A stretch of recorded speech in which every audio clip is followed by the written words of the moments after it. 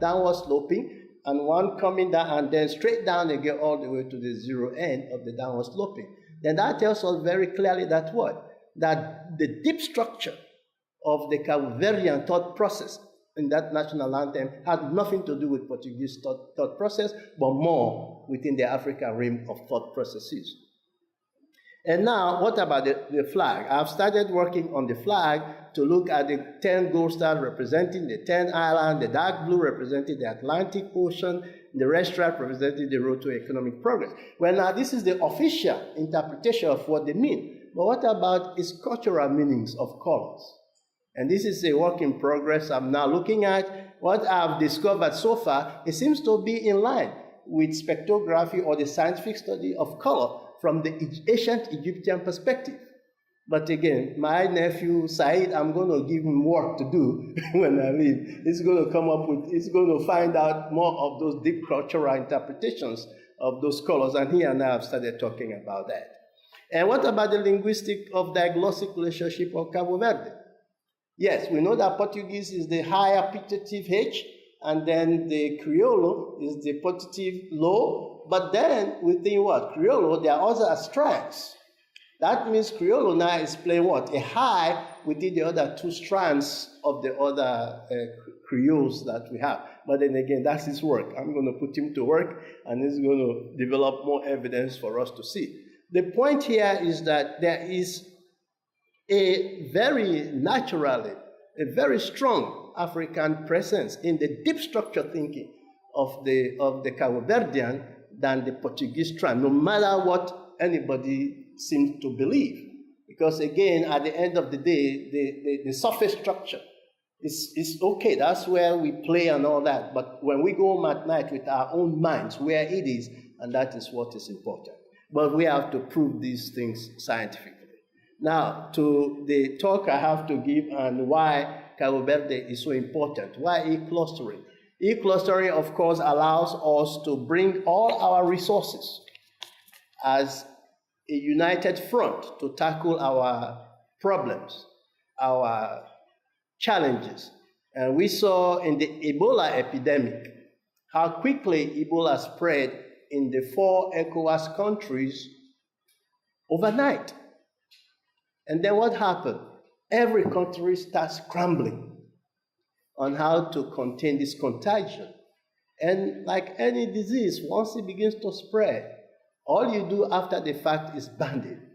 There was nothing in place in ECOWAS that was to give early warning signals to the other countries or techniques of how to handle or even deal with this crisis before it went out of hand. And what I am suggesting, and this is a challenge to the university because it has a regional integration program, this is their work. What I'm challenging, and I will show how this can be done, is that the program, which is already in place, become the hub, the computer hub, and then it has the brains because it now has scholars who have already done research on ECOWAS this past week, and these are the places the regional integration program can tap of these students who are already in the program, because they are the ones that will bring the social and the political and the economic and the other aspects for those people who will be running the computer program to implement or to make suggestions. That means then the university becomes the brain of ECOWAS. They have all the offices, all the politics, but there's no brain center for ECOWAS.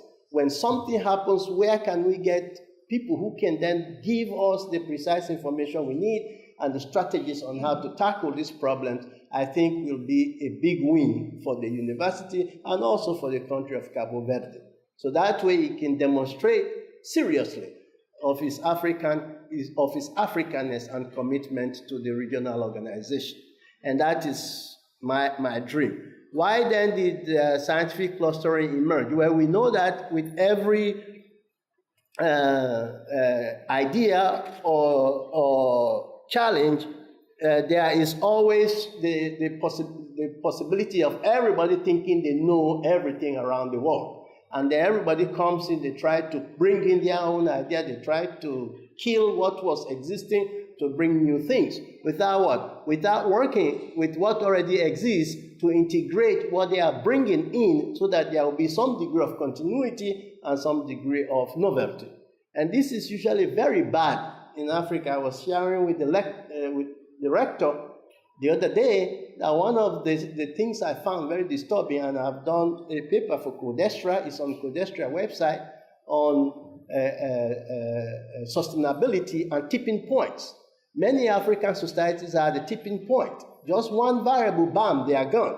But there is no place that I know that has that capability to even give warning signals to many of the African systems. We see that also in institutions where an administration begins something, is going well, things are working, and some new administration comes and all of a sudden they have better ideas. Let's kill this, let's begin something new because this is my baby. I have to leave my legacy. I completely forget what had already worked because in the euphoria that they know better, they discard what already exists, and this is common, and this is demonstrated mathematically in the paper that I wrote. And Africans are very good at coming up with great ideas. The problem always is what? Sustainability.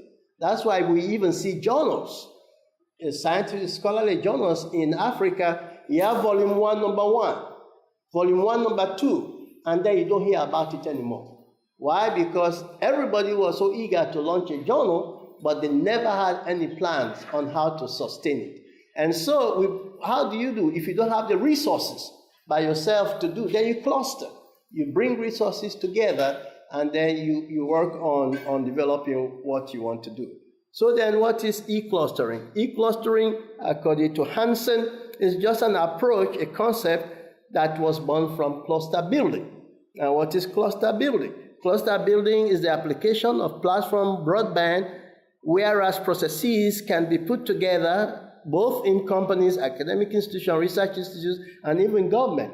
And it now even works even in the most remote village because why? Everybody has a cell phone. Last night I was very interesting. We went out for a little dinner. One of our brothers was very smart. He said, I'm going to take away everybody's cell phone. And he took everybody's cell phone.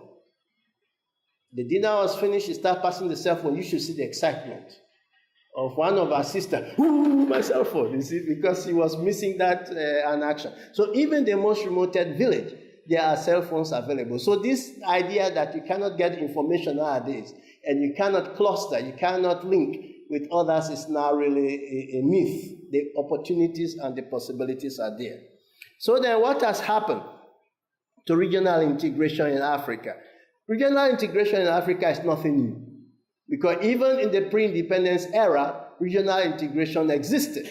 Because there were communities, for example, the great empires of Mali and Songhai, they collaborated where they had interest.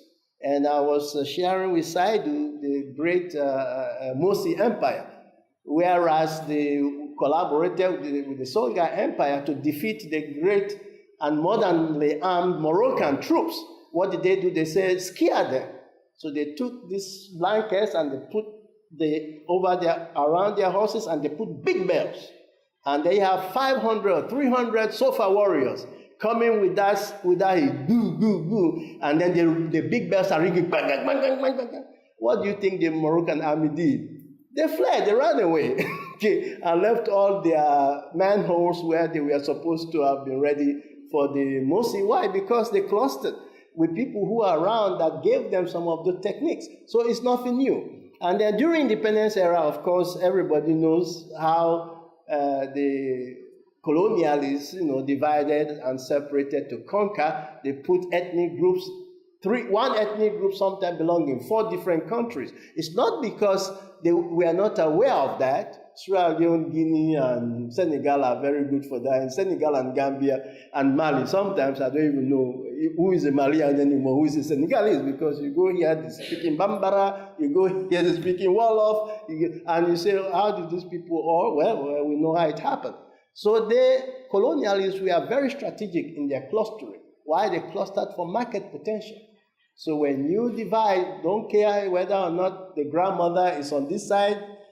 The Maasai are a very good example in Kenya. The farm is in Tanzania, the mother-in-law is in Kenya, and the father-in-law is somewhere in Uganda, and then they are here in this cluster. Deliberately, we are separated there, what? For their economic purposes. And so now we take over the characteristics of post-independence, and we have all sorts of problems. Why? Because many of the peripheral areas and coastal centers were created by colonial administrators. We also know that African integrative systems are characterized by substantial economic disparities. There are no equality in economic structures.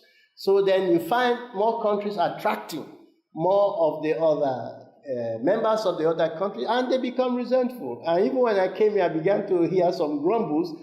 Cabo Verdeans, and I say, hey, look, our country is too small. We cannot be handling, taking, where are we going to house all these people? So it's like a similar story. You go someplace, somebody always has something they complain about, therefore makes the actual integration very difficult. And Africa Regional Index, the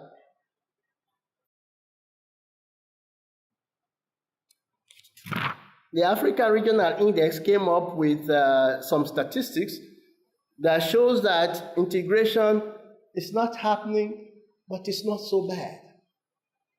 Again, they have to say that. Why? Because they are paid. That's where their paycheck is.